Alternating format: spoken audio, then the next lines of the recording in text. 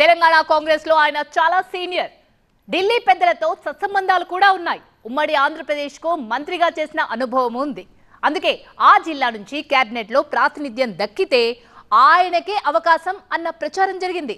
అయితే ఇదిగో పదవి అదిగో పదవి అంటూ ఉన్నారే తప్ప కుర్చీ మాత్రం దక్కడం లేదట. దీంతో ఆయన బాగా నారాజ్ అవుతున్నట్టు తెలుస్తోంది. ఇందుకీ ఎవరాయన, ఏంటా కథ? పదవి కోసం సుదర్శన్ రెడ్డికి తప్పని నిరీక్షణ,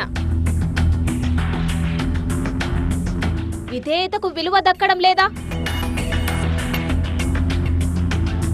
లోలోన మదన పడుతున్న మాజీ మంత్రి సీనియర్ ను కూల్ చేసే పనిలో హైకమాండ్.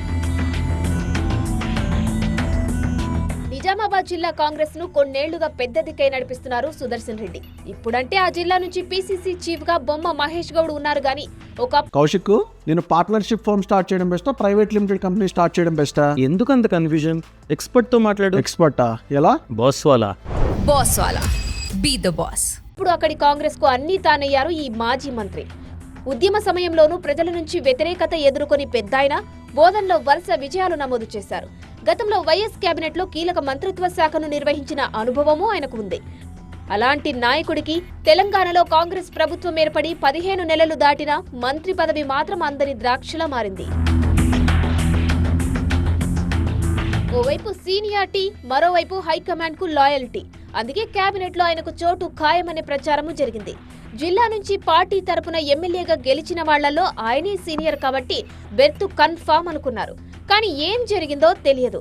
పదవి కోసం పెద్దాయనకు ఎదురుచూపులు తప్పడం లేదు. కేబినెట్ లో జిల్లాకు ప్రాతినిధ్యం లేకపోవడంతో స్థానిక కాంగ్రెస్ శ్రేణులు నిరాశ చెందుతున్న వేళ ఆయనకు పదవి దక్కబోతుందన్న ముచ్చట కొన్నాళ్లుగా రాజకీయ వర్గాల్లో షికారు చేస్తుంది. అధిష్టానం సైతం సుదర్శన్ రెడ్డికి మంత్రి పదవి విషయంలో సుముఖత వ్యక్తం చేసినట్టు వార్తలొచ్చాయి. నేడో రేపో అధికార ప్రకటన రావచ్చని భావిస్తుండగా ఎమ్మెల్సీ ఎన్నికల కోడ్ వచ్చి ఆయన ఆశలపై నీళ్లు చల్లింది. దీంతో బాగా నారాజ్ అవుతున్నారట ఈ సీనియర్ మాజీ మంత్రి. సుదర్శన్ రెడ్డిని కూల్ చేసేందుకు హైకమాండ్ రంగంలోకి దిగినట్టు తెలుస్తుంది. సీఎం కార్యాలయం ఇప్పటికే ఆ విషయంలో ప్రత్యేక చర్యలు తీసుకుందట. పదవి లేకపోయినా ఆయన పరపతి ఏమాత్రం తగ్గకుండా చూసుకుంటుందట. అందులో భాగంగానే మంత్రి స్థాయిలో గౌరవ మర్యాదలు కల్పించాలని అధికార యంత్రాంగానికి మౌఖిక ఆదేశాలు జారీ చేసిందట సీఎంఓ. ఆయన కూడా కేవలం బోధనకే పరిమితం కాకుండా మంత్రుల మాదిరి అన్ని నియోజకవర్గాల్లోనూ అవసరాన్ని బట్టి పర్యటిస్తున్నారు. జిల్లా ఉన్నతాధికారులతో సమీక్షా సమావేశాలు నిర్వహిస్తున్నారు. పార్టీకి, ప్రభుత్వానికి జిల్లా తరపున పెద్ద దిక్కుగా వ్యవహరిస్తున్నారు. ఒక రకంగా చెప్పాలంటే పేరు పక్కన మంత్రి అనే డిజిగ్నేషన్ మాత్రమే లేదు. మిగతావన్నీ కేబినెట్ ర్యాంకు తరహాలోనే జరుగుతున్నాయి. అనాధికారికంగా ఎన్ని ఉంటే ఏంటి, అధికారికంగా మంత్రి పదవి వస్తే బాగుంటుందని పెద్దాయన భావిస్తున్నట్టు తెలుస్తుంది. గతంలో మంత్రిగా ఉన్నప్పుడు జిల్లాలో ఎన్నో అభివృద్ధి కార్యక్రమాలు చేపట్టానని, అందుకే మరోసారి ఆ పదవితో తనదైన ముద్ర వేసుకోవాలని ఉవ్విళ్లూరుతున్నారట. కానీ హైకమాండ్ మాత్రం ఇదిగో పదవి అదిగో పదవి అంటూ ఊరిస్తుండడం ఆయనను అసంతృప్తికి గురిచేస్తున్నట్టు తెలుస్తోంది. అయితే జిల్లా పార్టీకి దిశానిర్దేశం చేసే తాను అసంతృప్తి వ్యక్తం చేస్తే బాగుండదని లోలోపట మదన పడుతున్నారట మాజీ మంత్రి.